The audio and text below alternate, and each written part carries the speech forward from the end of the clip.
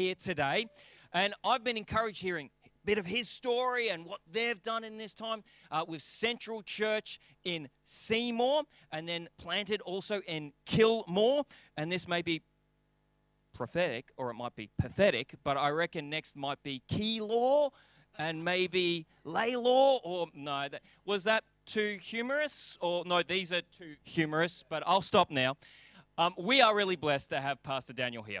I've heard a bit of his story about what they're doing with the church. I love their tenacity to go after church planning, but also after community and reaching people in the community. And so I know we're going to be blessed here today. Why don't we put our hands together and welcome up Pastor Daniel.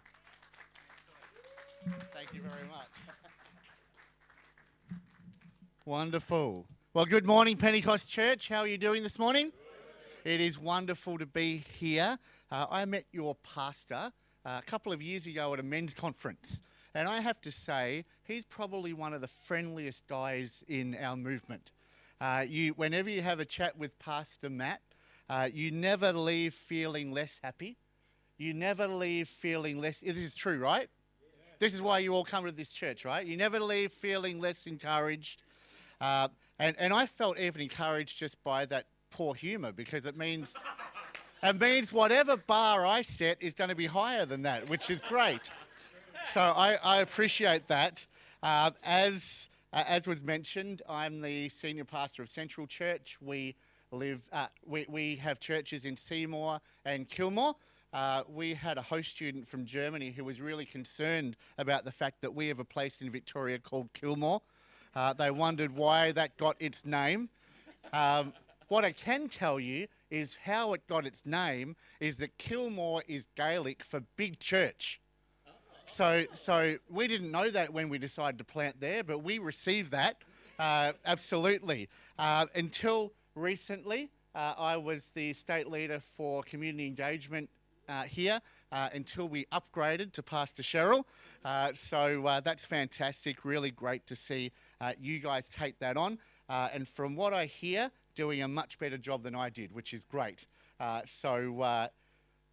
about me, I am the husband of one wife. She can't be here this morning. She is managing our service in Seymour, but she will be with us in your Melbourne location tonight. I am the, what would I say, staff member to two cats. Because dogs have owners, cats have staff, right?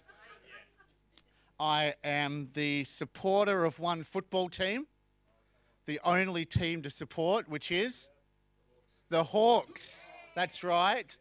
Anyone with me? Good, excellent. That's why we're friends. But one other thing you probably need to know about me is that I'm really, really competitive. I'm really, really competitive. I discovered this one day at church. We had a car rally.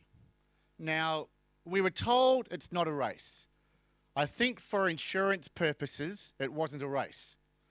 And I'm told Rosie's not here this morning, so I'm safe. Yeah, that's right. But there was a prize for finishing first. So in my mind, that's a race. In my mind, if you can finish first, if you can win something, if you can beat other people, that's a race. Now, I had only been attending this church for less than 12 months. And I discovered afterwards that some people, when they saw me show up, gave up. I said, Pastor Daniel's here. There's no chance that we're going to win. Now, what this was, anyone ever seen The Amazing Race? It was sort of like The Amazing Race, except instead of going to interesting places like Dakar and Paris, we went to Werribee and Point Cook. And we had to go around and find different things and do different challenges. It's sort of like a scavenger hunt, and then get back to base as quickly as we could with all of the answers. Now, most teams were complaining as to how long it was, because only 2 teams finished the race. We were one. And we finished half an hour in front of number 2. In fact, we had already demolished half the barbecue by the time the rest of the teams came back. In fact, I so much wanted to win, we just bought a new car. I left the new car at home and took the old car just in case I needed to take some shortcuts in order to win this race. You know, some people have a saying that says this: it's not how you win or lose, it's how you play the game. Have you ever heard that before? That's a statement made by losers. My philosophy is this: second place is first loser. If there's a chance of winning, I want to win. In fact, I turn everything into a competition. When you get into your car, what's the first thing we often do when we get into a car these days? We plug in where we're going to go. We put it into Google Maps, and Google Maps gives us an estimated time of arrival. Race on. It is my intent to beat that time by at least, doesn't matter how much, by at least a minute. I failed this morning because I hit every red light. Stupid Springvale Road. Literally everyone. But everything's a race. Now, before you feel sorry for my wife, for those of you who might meet her tonight, she's exactly the same. She was the dux of her school, so she even managed to win school. But if you come to our house and you play a board game with us and you win, you've earned it.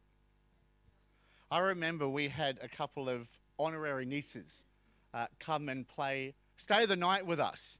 And we played the game Uno. Everyone knows the game Uno. And we played and we won, because that's what happens when people come to our house. What their parents didn't tell us is that they'd never lost a game before. They'd always been let win. Yeah. No one told us this. So we played like we always do, for keeps. Doesn't matter how old you are, 8 or 9, if you want to win, you've got to earn it. Apparently they went home crying.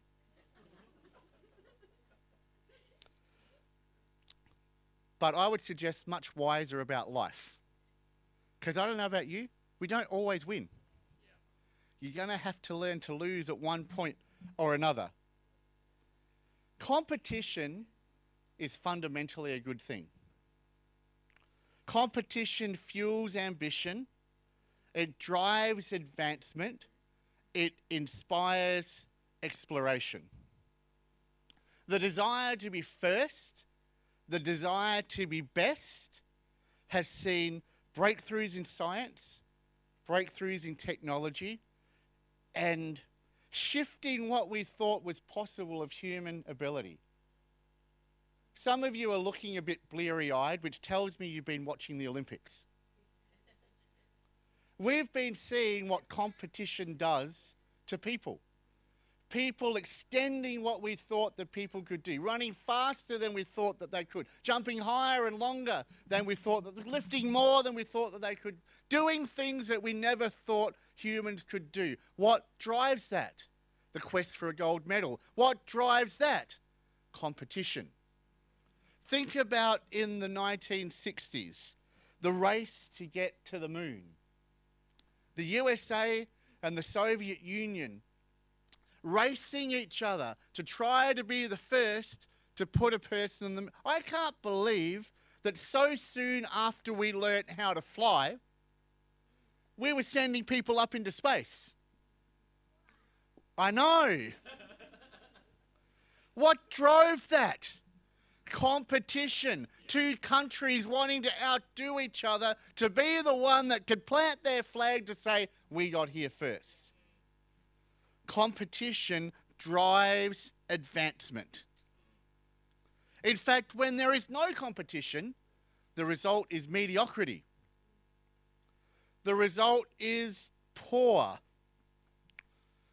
If you've ever been to the football and bought food at the football, you would see what no competition causes. A lukewarm pie and a soft drink for $14.70. I can go to Kyneton to what was voted Victoria's best pie and get a pie and the same soft drink. It's infinitely better and it's cheaper. Why? Because at the MCG, there's no competition. You either buy it from the dodgy pie guy or you go hungry. Competition drives advancement. Competition drives results. But I cannot deny that there's an ugly side to competition. There's a side where competition ceases to be constructive and it starts to become harmful. Like sending an 8 and 9-year-old home in tears. There's a point where the motivation to succeed is greater than our compassion for the people that we're succeeding against. There's a point where our willingness to win at all costs is greater than our desire to maintain our integrity and our credibility amongst the people who are watching it. There's a point where our self-worth is not based on what we're doing, but who we're beating. And when we do that, we hand pass our self-worth to the person that we're trying to do better than. We no longer have possession of it ourselves. We've given our well-being away to somebody else. If I can make this distinction, and this is the basis of my message today, and if you're wondering what this has to do with advancing the kingdom, we're going to get there in just a moment. But I would say that the distinction is where the spirit of competition becomes a posture of comparison. Where the spirit of competition becomes a posture of comparison. Your theme for the last few weeks has been advancing the kingdom. And you've had some fantastic people come and speak. I'm so excited about Pastor Frank. I would like to be here, except that I've been away from my church for the last 2 weeks, so they might fire me if I'm away too much more. But you should definitely get out next week to hear him. He is a fireball. That's going to be fantastic. But it's been so great following some of the speakers. In fact, it was quite funny. I've been looking at the social media posts, and I think it was Pastor Sam was saying, our church loves the Bible, but we're not going to do a series on the Song of Solomon, or something like that. Is that what he said? Something like that. I was initially excited because we're actually 4 weeks through a series on the Song of Solomon. But anyway, when we've put up our YouTubes lately and it says, is this made for kids? I'm like, definitely not. No. But I want to suggest, if we lived in a vacuum, serving God would be really easy. And advancing his kingdom would be really easy. Because what we would do is hear his voice, listen, and do it. And there'd be nothing in the way. If it was just us and God, and no one else was involved, and we weren't thinking about anything else or anyone else, following God would be really simple. But I don't know about you, I don't live in a vacuum. I don't live, unfortunately, in a space where I'm free just to hear God and not think about anything else and then just do what he's asked me to do. Instead, what we do is we judge what he's asked us to do. We judge it compared to what he has asked others. Now, I know that Paul writes, the Apostle Paul writes, that we're in a race. And remember, I read that and I think, well, I've got to win it. Because that's my modus operandus. But sometimes this becomes a barrier to obedience and doing what God asks us to do. Because sometimes I judge what God has asked me to do and I say, but God, this is too small. You've asked my friends to lead these big churches in large communities where, speak at conferences, and you've given me just this little thing. Or sometimes we say, well, God, what you've asked me to do is too large. Everyone else I know, they don't have to deal with these problems that I have to do. They don't have these circumstances. They don't have these difficulties. Why have you asked? It's like sometimes we're Goldilocks. It's like, I don't want it too hot or too cold. I don't want it too hard or too soft. God, I want it just right. And if it's not, then I'm going to complain.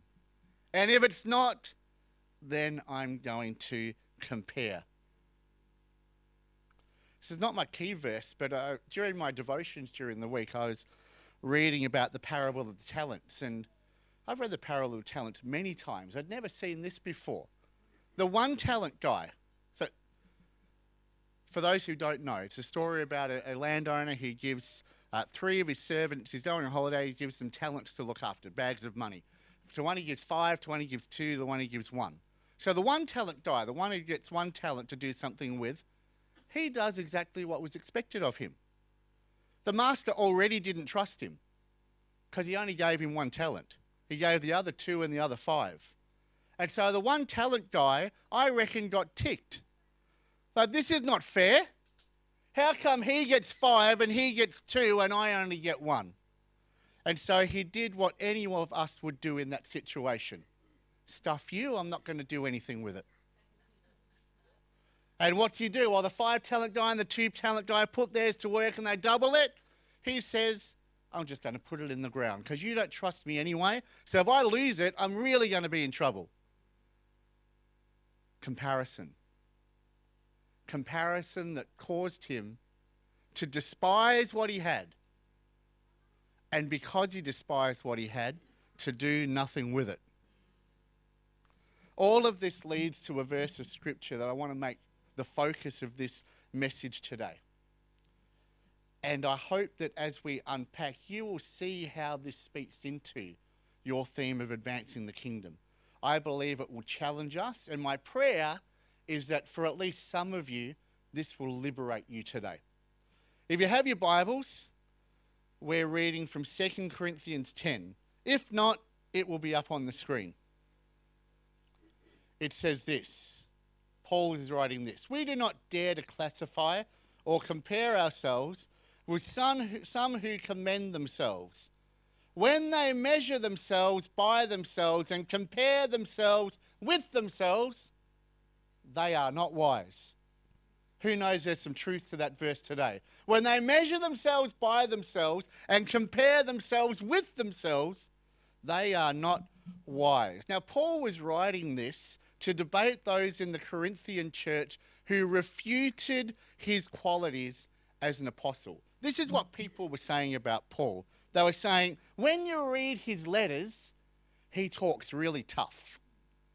He writes really weighty words. He seems really scary. But when you meet him, he's not that impressive. He doesn't look that impressive. He certainly doesn't speak very impressive. And so people were using this comparison of themselves to him to say, he couldn't be an apostle.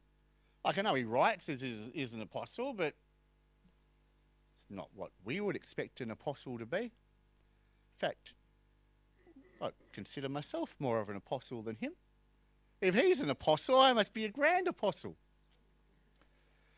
And what they were doing was that gave them license to discount everything that he was saying and keep on living the way that they wanted to. Now, just recently, I was in Ephesus. I'm telling you this to give you a very early opportunity to not compare and not be jealous. But I was in Ephesus, and I've got a picture here for you of the Grand Theatre of Ephesus. This is like the MCG 2,000 years ago. No, good, excellent, wonderful. 25,000 people could fit in this stadium. Now, we were standing, I think I took that photo from the market. And what happened, you'll read this, I think, in Acts, Acts 27:28. Paul is preaching here. No microphone, no band, no LCD screens, just him. And this unimpressive guy had the attention of 25,000 people. Meanwhile, in the market where we were all the market store holders. They made their living selling little trinkets of gods. But meanwhile, 100 metres away in the stadium, this guy Paul is saying, all these gods you're serving, they're fake. They're useless. There's only one God, and his name is Jesus. And word is filtering 100 metres away to the market holder's going, hang on, this guy's about to put us out of business. And a riot starts. This guy, who was not very impressive, apparently not very weighty, starts a riot because he had the attention of 25,000 people and was turning them to Jesus. But some people who didn't want to listen to what he had to say found a way to discredit him, found a way to diminish him. How did they do that? Through comparison. Because comparison is not just unwise. It's unholy. It's unbecoming. It's unproductive. And I would suggest ultimately sinful. Because at its core, it's rejecting and despising what God has given us and coveting what someone else has. I don't know if you've noticed, but coveting is on the list of 10 thou shalt nots. Thou shalt not covet. In fact, as I thought about the 10 Commandments, as I thought about the 7 deadly sins, so many of these have at their core comparison. What's adultery? Comparison. What's jealousy? Comparison. Greed? Comparison. Envy? Comparison. Stealing? Comparison. The initiation of so much of the ill in our lives comes from the starting point of comparing ourselves to somebody else. In fact, we all know about the first sin in the Bible. It was eating fruit. That's why I don't. That's not true. The first sin of the Bible was another sermon entirely, but disobeying God. Doing the one thing that he told them not to do. The second sin in the Bible, we're going to unpack just a little bit. It was based on comparison. It's in Genesis chapter 4. And we're going to read from verse 2 to verse 12. It says this: Now Abel kept flocks, and Cain worked the soil. In the course of time, Cain brought some of the fruits of the soil as an offering to the Lord, and Abel also brought an offering, fat portions from some of the firstborn of his flock. The Lord looked with favour on Abel and his offering, but on Cain and his offering he did not look with favour. So Cain was very angry and his face was downcast. Then the Lord said to Cain, Why are you angry? Why is your face downcast? If you do what is right, will you not be accepted? If you do not do what is right, sin is crouching at your door. It desires to have you, but you must rule over it. Now Cain said to his brother Abel, Let's go out to the field. While they were in the field, Cain attacked his brother Abel and killed him. Then the Lord said to Cain, Where is your brother Abel? I don't know, he replied. Am I my brother's keeper? The Lord said, What have you done? Your brother's blood cries out from the ground. Now you are under a curse and driven from the ground, which opened its mouth to receive your brother's blood from your hand. When you work the ground, it will no longer yield its crops for you. You will be a restless wanderer on the earth. One of the greatest mysteries in the Bible is, why was Cain's offering not accepted? Theologians have debated this for centuries. Why was Cain's offering not accepted and Abel's was? Some people say because Abel gave an animal, which was a blood sacrifice, and that Cain gave crops, which had no blood. You're not going to get an answer out of me today. I'm just posing the questions. Others point to the wording of the passage, which I think is probably a bit closer. It says that Abel gave of his firstborn, so he gave of his best, whereas Cain only gave some of the fruits. It wasn't necessarily the best or the first. He just gave some of the fruits.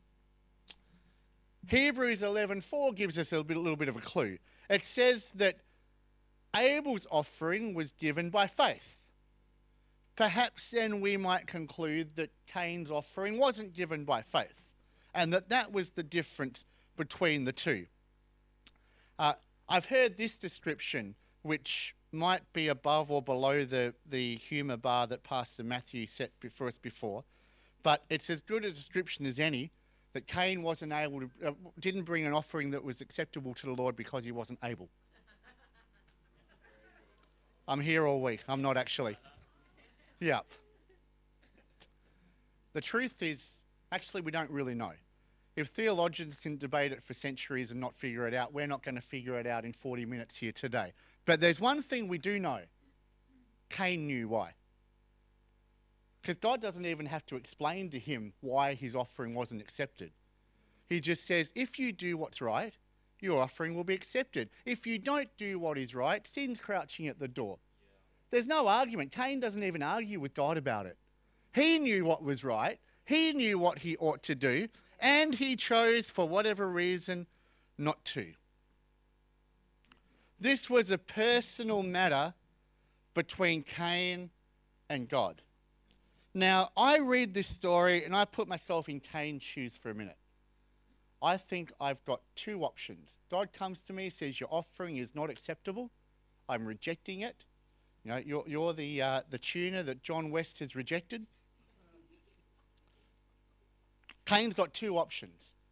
The first, which is probably the preferred, would be, I'm sorry, God.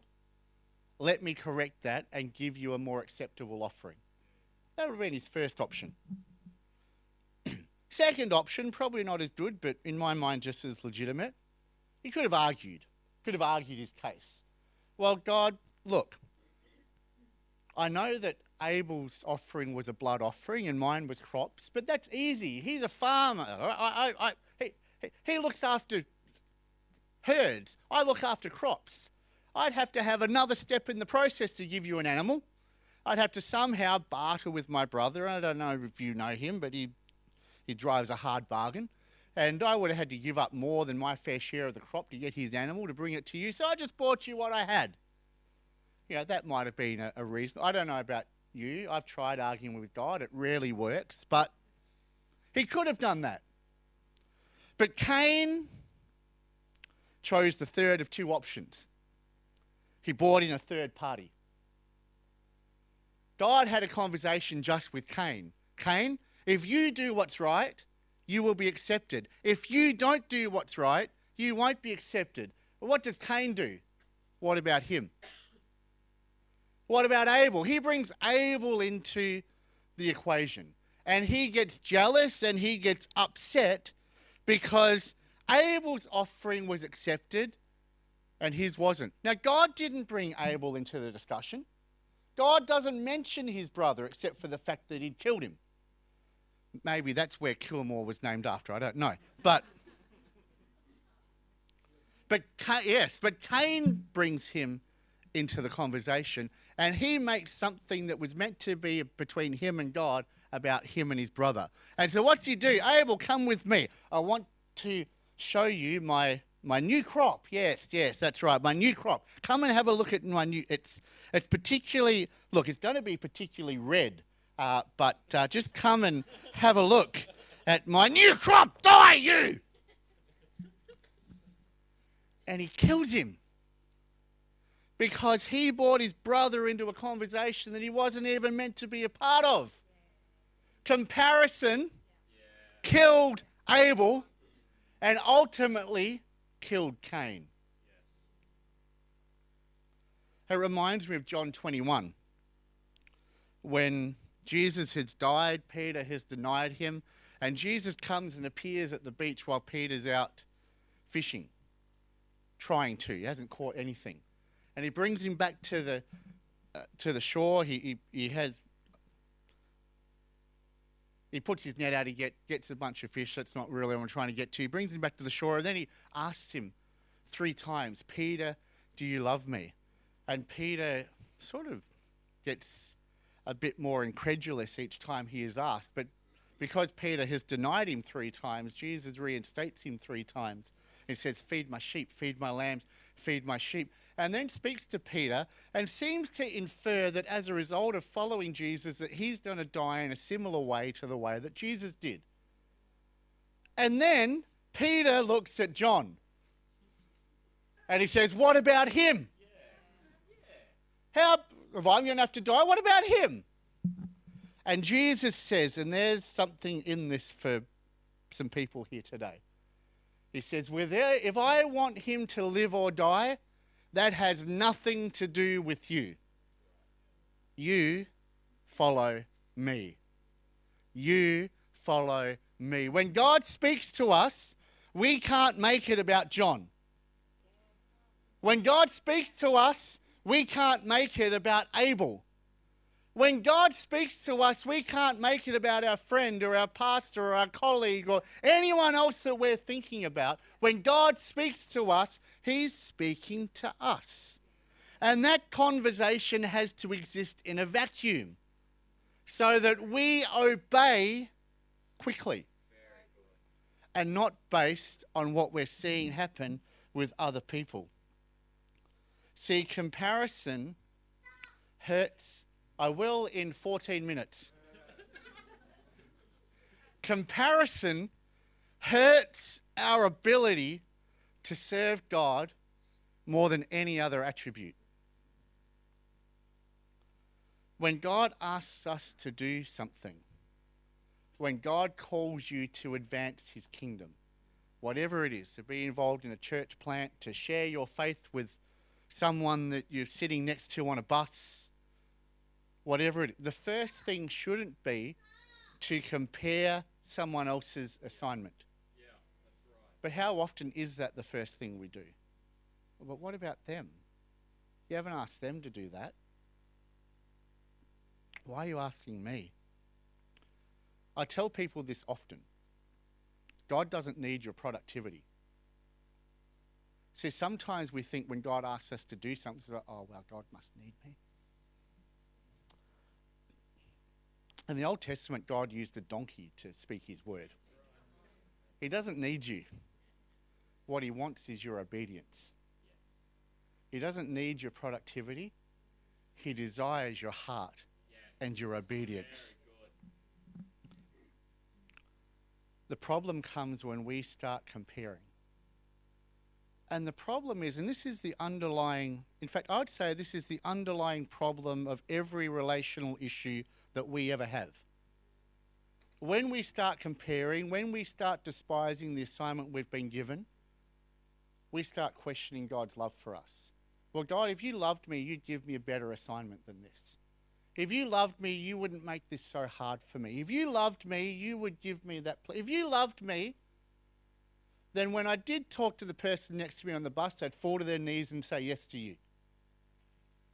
But because that's not happened, because this is too hard, because this isn't important enough, we then conclude that God doesn't love us. For any of you here who are married, I don't suggest you do this experiment, but if you started comparing your partner to others, I guarantee you're on a fast track to losing love for your partner. Because comparison kills. 1 Timothy 6:6 says that godliness with contentment is great wealth. And there's no greater wealth than being satisfied with the call that God has put upon your life. There's no greater wealth than being in the will of God. There's no greater wealth than knowing that we're in a place that one day that we will hear God say to us, well done, good and faithful service. There's no greater wealth than being satisfied with God, and not just him and his presence, but also his purpose for our lives. There's no greater love than that. There's no greater contentment than that. As we prepare to finish today, I want to tell you a story. I've entitled this A Tale of Two Church Plants. You might have heard of A Tale of Two Cities before, Charles Dickens. This is almost as good as that. It was the best of times, it was the worst of times. In fact, that probably would start this story well as well. It's a tale of two church plants. The first was a church that we planted back in 2003 at the ripe old age of 26. I knew everything at 26. It was going to be the best church. We'd named it Campus Life Centre. It was a church plant at Melbourne University. My wife and I had been involved in Students for Christ for a number of years. We've been doing on-campus ministry through that group, and we decided that the best way and next step in reaching students would be to plant a church and to see that church grow, that students would graduate, they'd stay, and it would inspire and release campus ministry. We thought across Victoria. We had big plans, we had big dreams. It was going to be a big church. It was going to have locations on multiple universities. It was going to have a movement of professionals that were giving to inspire mission, both on campus and off campus and in the nations. It was going to be a haven for students who were coming from overseas and coming from the countries to come and find a family that they would be a part of. We had big plans. But then a year after we started, another church started. Just a little church, not very well known, not very many resources. No one really knows the pastor of this church. You might have heard it before. It was called Planet Shakers. Literally just down the road.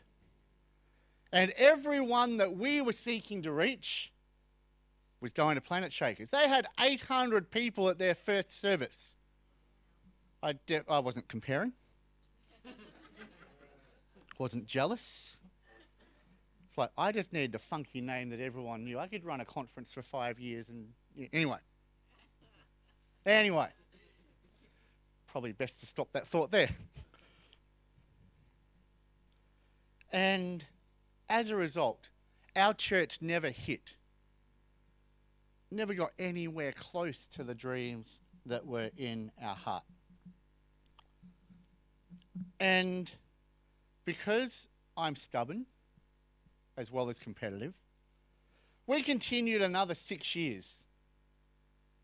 Because one of my life mantras is never die wondering. And it was 7 years in total before God mercifully allowed us to close this church and move on with our lives.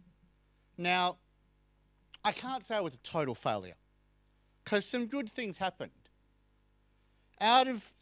We imagined thousands. I don't think the church ever got above 30. Of those 30, today there's 6 credentialed ministers in the ACC. So something happened. 2 of them gave their hearts to the Lord in our church. One of them is Pastor Shannon Riley, who pastors in Bairnsdale. One of them is Pastor Lee Wong, who's about to plant a church, I believe, in the southeast somewhere of Melbourne. So, and 4 couples found their partner in our church. So that was a success. In fact, the greatest miracle of all was that one of them was my sister-in-law.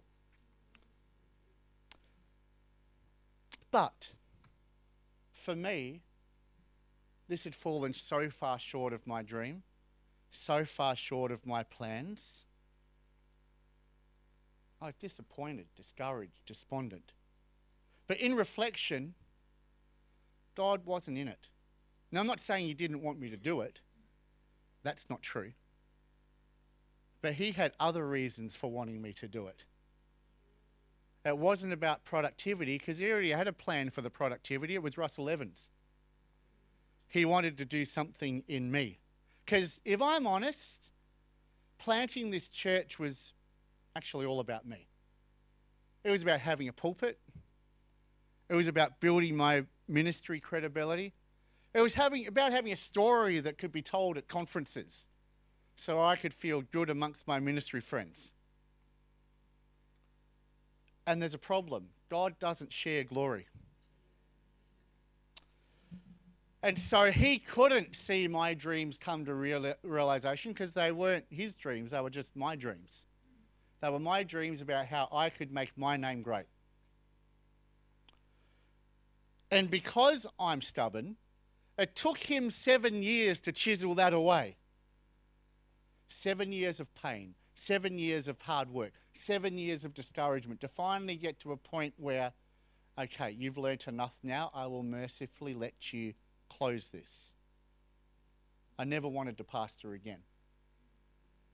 And I certainly avowed that I would never plant a church again. But this story is about 2 church plants. And this February, as you know, which is why I'm here with you today, we planted a church or a service in Kilmore,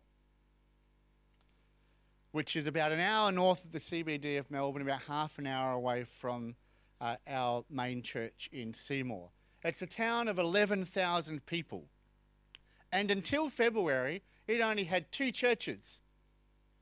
Could you imagine that? A town in Australia of 11,000 people only has 2 churches.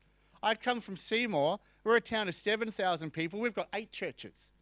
Kilmore's got 2 churches, for 1 Catholic church and 1 almost Catholic Anglican church. Nothing contemporary. No one sharing the gospel. Nothing Bible believing. And this started with a conversation with a friend. This friend of mine's an ACC pastor. He's semi-retired. He works with Alpha Crucis now. And he'd been living in Kilmore for a few years and lamenting the lack of a church. He'd been going to a church in a nearby town, an ACC church. But as soon as he heard that I was coming to Seymour, he started trying to convince me to do something in Kilmore. And we were open to that. This is another sermon and another story, but I felt before we took on the church that God had spoken to us about the sort of church that Seymour was and spoke into its future. And part of that future was to plant extension services. I didn't even realise at the time that I told God I was never doing that again, but somehow He tricked me into this. So anyway, so we had this conversation after some to and fro, and after identifying and appointing a lead pastor for this new work, we decided we'd have a go. So we started with an Alpha course. I've always think that's a good way to start something. We actually started a small group in a place called Avenel with an Alpha course and had 16 people, which was about 1% of the entire population of Avenel. And so it worked pretty well. So I thought, we'll do this again. It was spectacularly unsuccessful. We had about 6 people come along to the Alpha, but they never all came at once. They generally 1 at a time, 2 at a time. After 6 weeks, we gave up. It's like, this isn't working. And after 6 weeks, it was Easter, starting to get cold. In Kilmore, it's very cold. If you think Melbourne's cold, it's nothing on Kilmore.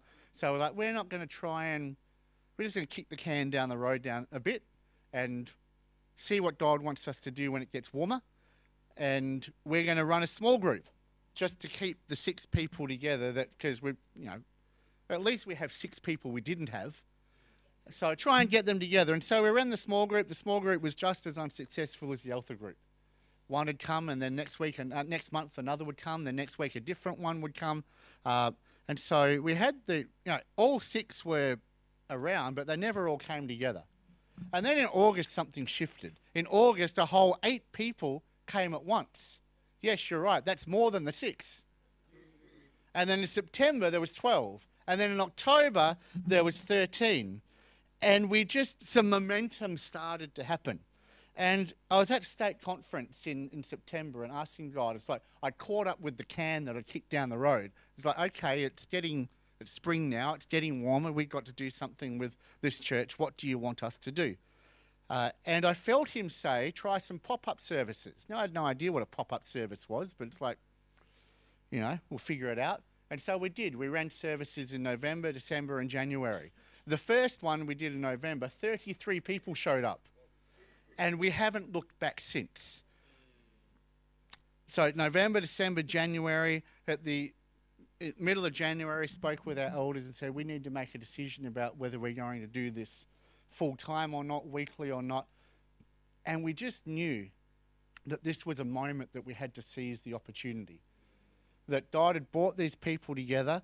The stories we heard over and over again from people was like, we moved to Kilmore X number of years ago, and we couldn't find a church that we liked. And we heard this one over, and so we just stopped going.